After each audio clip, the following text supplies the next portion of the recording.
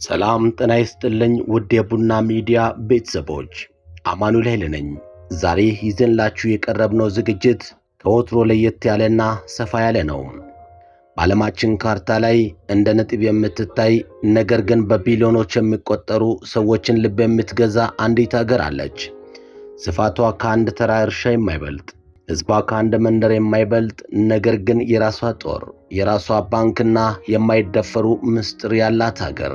ዛሬ ስለ ቫቲካን ሲቲ በጥልቀት እንመረምራለን። እስከ ዝግጅታችን ፍጻሜ ድረስ አብራችሁን ቆዩ። ለሚዲያችን አዲስ ከሆናችሁ ሰብስክራይብ አድርጉ። ለሌሎች እንዲደርስ ደግሞ ሼር ማድረጋችሁን አትርሱም።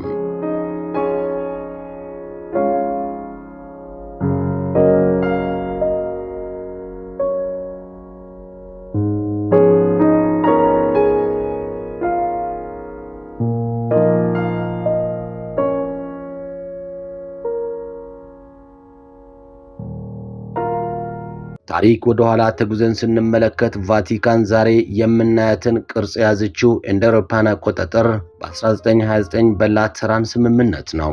ጣሊያን ውስጥ ብትገኝም የጣሊያን ሕግ እዛው አይሰራም።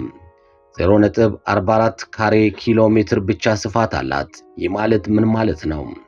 አንድ ሰው በ20 ደቂቃ ውስጥ ሙሉ ሀገሪቱን በእግሩ ዞሮ ሊጨርሳት ይችላል። ቢሆንም ግን ይህች አነስተኛ መሬት የራሷ ሉዓላዊነት አላት። የራሷ ፖሊስ፣ የራሷ ፍርድ ቤትና የራሷ ጋዜጣ አላት። ዓለም ላይ ካሉት ሀገራት ሁሉ በቅጥር ግቢ ውስጥ የምትገኝ ብቸኛዋ ሀገር ናት። የሮም ከተማ የቫቲካን እናት ብትሆንም ቫቲካን ግን የራሷ ሕይወት ትኖራለች። ወደ ቫቲካን ስንገባ ሌላው የሚገርመን ነገር የሕዝብ ቁጥሩ ነው። በአሁኑ ሰዓት በቋሚነት የሚኖሩ ሰዎች ከ800 አይበልጡም። ነገር ግን እነዚህ 800 ሰዎች በሙሉ የሀገሪቱ ዜጎች አይደሉም። በቫቲካን ዜግነት የሚገኘው በደም ወይም በትውልድ አይደለም። እስቲ አስቡት፣ በቫቲካን ውስጥ ማንም ሰው ተወልዶ ዜጋ ሊሆን አይችልም። ምክንያቱም እዚያ ውስጥ የወሊድ ክፍል የላትም። ዜግነት የሚሰጠው በስራ ሹመት ብቻ ነው። አንድ ካርዲናል ወይም ዲፕሎማት እዚያ እንዲያገለግል ሲመደብ ዜግነት ይሰጠዋል። ስራውን ሲጨርስ ግን ዜግነቱ ተሰርዞም ወደ ቀድሞ ሀገሩ ይመለሳል። ይህ በዓለም ላይ ብቸኛው ጊዜያዊ ዜግነት የሚሰጥባት ሀገር ያደርጋታል።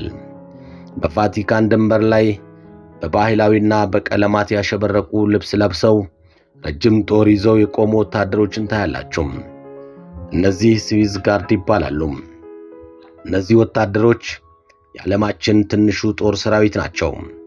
ነገር ግን እንዳይታለሉ እነዚህ ወታደሮች በከፍተኛ ወታደራዊ ስልጠና ያለፉ፣ ዘመናዊ የጦር መሳሪያዎችን የመጠቀም ብቃት ያላቸውና ሕይወታቸውን ለርዕሰ ሊቃነ ጳጳሳቱ አሳልፈው ለመስጠት ቃል የገቡ ናቸው። የሚገርመው ነገር እነዚህ ወታደሮች በሙሉ የስዊዘርላንድ ዜግነት፣ ካቶሊኮችና ያላገቡ መሆን አለባቸው።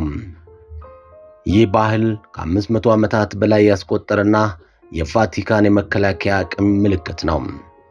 ውድ የቡና ሚዲያ ቤተሰቦች፣ ቫቲካን በዓለም ላይ ከፍተኛውን የወንጀል መጠን ያለባት ሀገር ተብላ ትጠቀሳለች። ሲሰሙት ግራ ያጋባል። ቅዱስ ስፍራ ሆና ሳለ እንዴት ወንጀል ይበዛል ልትሉ ትችላላችሁ። ምክንያቱ እንዲህ ነው። ወንጀሉ የሚሰላው በነዋሪው ቁጥርና በተፈጸመው ድርጊት ጥምርታ ነው። በየዓመቱ ከ18 ሚሊዮን በላይ ጎብኚዎች ወደ ቫቲካን ይጎርፋሉ።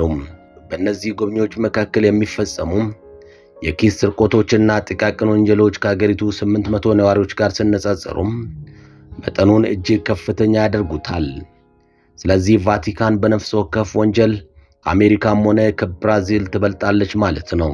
አሁን ደግሞ ወደ ቫቲካን ጥልቀት ከመሬት በታች ወደሚገኙት ክፍሎች እንወርዳለን።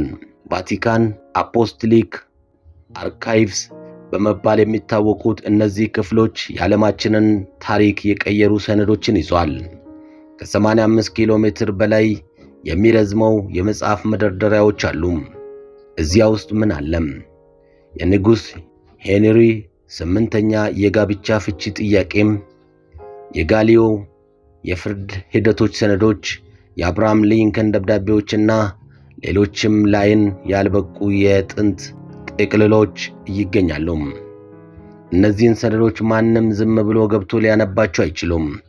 እጅግ ጥብቅ የሆነ ፍርድና የጥናት ደረጃ ያስፈልጋል።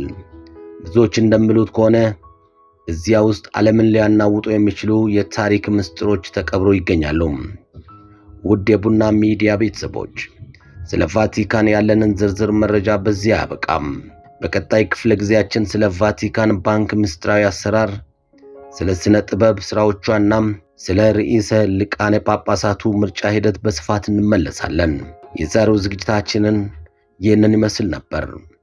ከቡና ሚዲያና ኮሚኒኬሽን አማኑኤል ኃይለ ነበርኩኝ። ዝግጅቱን ከወደዳችሁት ላይክ እና ሼር ማድረጋችሁን አትርሱ። ሰላም ቆዩኝ።